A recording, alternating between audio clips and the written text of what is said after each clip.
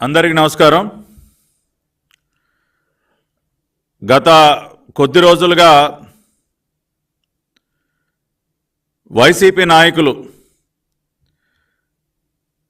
కొత్త పందాలో కొత్త పదాలు వాడుతూ సరికొత్తగా మాట్లాడుతూ ఉన్నారు. గత 5 సంవత్సరాలుగా రాష్ట్రంలో సైకోలుగా ముద్ర వేయించుకున్నటువంటి నాయకులందరూ కూడా సైకో జగన్మోహన్ రెడ్డి నేతృత్వంలో జిల్లాల వారీగా నియోజకవర్గాల వారీగా పిల్ల సైకోలుగా ముద్ర వేయించుకున్నటువంటి నాయకులందరూ మీడియా ముందుకు వచ్చి నంగనాచుల్లాగా మాట్లాడుతూ ఉన్నారు. అసలు ఏ పాపం ఎరగనటువంటి వ్యక్తులుగా అత్యంత బుద్ధిమంతుల్లాగా మాట్లాడుతూ ఉంటే రాష్ట్ర ప్రజలందరూ కూడా ముక్కు నేలేసుకుంటూ ఉన్నారు. ఓరు మీ దుంపదగా ఏం మాట్లాడుతూ ఉన్నారా, మీరు చేసినటువంటి పిచ్చి చేష్టలు ఏంటి, మీరు మాట్లాడుతున్నటువంటి మాటలు ఏంటని చెప్పి. జూన్ 4వ తేదీన మీ అందరికీ తెలుసు, రాష్ట్రంలో ప్రతి ఊర్లో కూడా ఒక దీపావళి పండుగ జరుపుకున్నారు. ఒక నియంత పాలనకి ముగింపు పలికిన రోజు, రాష్ట్రానికి తిరిగి స్వాతంత్రాన్ని అందించినటువంటి రోజు జూన్ 4, 2024 చరిత్రలో నిలిచిపోతుంది.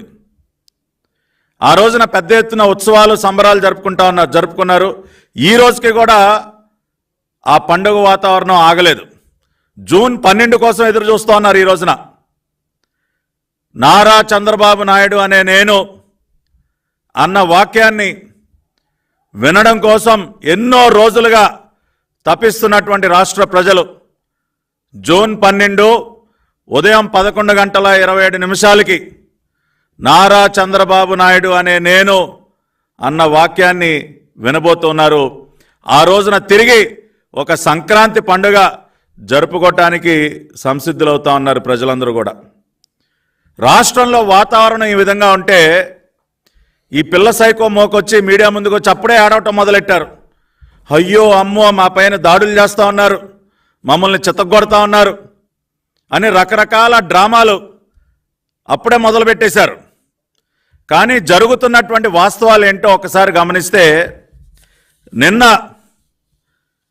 కర్నూలు జిల్లాలో బొమ్మిరెడ్డిపల్లిలో మా పార్టీ నాయకుడు గిరినాథ్ చౌదరి గారిని అత్యంత కిరాతకంగా నడి రోడ్డు మీద హత్య చేశారు వైసీపీ సైకో మోకలు. మాజీ ఎమ్మెల్యే కంగాటి శ్రీదేవి కుటుంబ సభ్యులు, అనుచరులు మా పార్టీ నేత గిరినాథ్ చౌదరిని అత్యంత కిరాతకంగా నడి రోడ్డు పైన హత్య చేశారు. నిన్న 24 గంటలు కూడా అవలేదు. దీనికి ఏం చెప్తారు ఈ పిల్ల సైకోలు? ఇవాళ హింసని ప్రేరేపిస్తున్నది ఎవరు?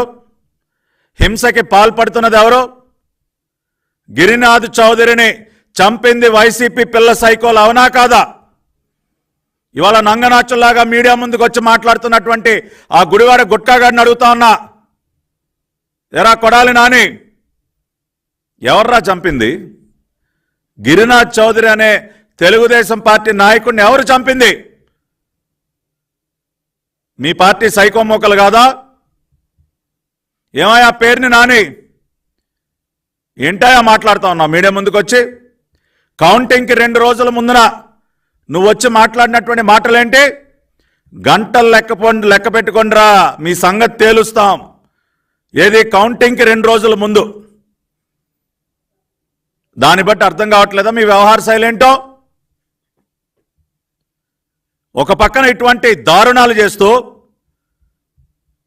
ప్రజలు మక్కిలెరగొట్టి మిమ్మల్ని మోకాళ్ళ మీద నుంచోబెట్టిన 11 సీట్లతో మిమ్మల్ని మోకాళ్ళ మీద నుంచోబెట్టారు ఈ రాష్ట్రంలో.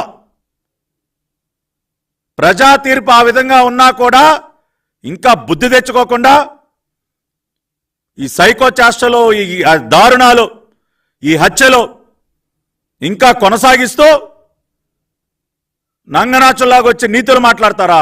ప్రజాస్వామ్యాన్ని రక్షించాలంట, రాష్ట్ర గవర్నర్ గారి దగ్గరికి వెళ్ళి విన్నపాలు ఇస్తారు. విన్నపాలు ఇదా ప్రజాస్వామ్యాన్ని రక్షించడం అంటే?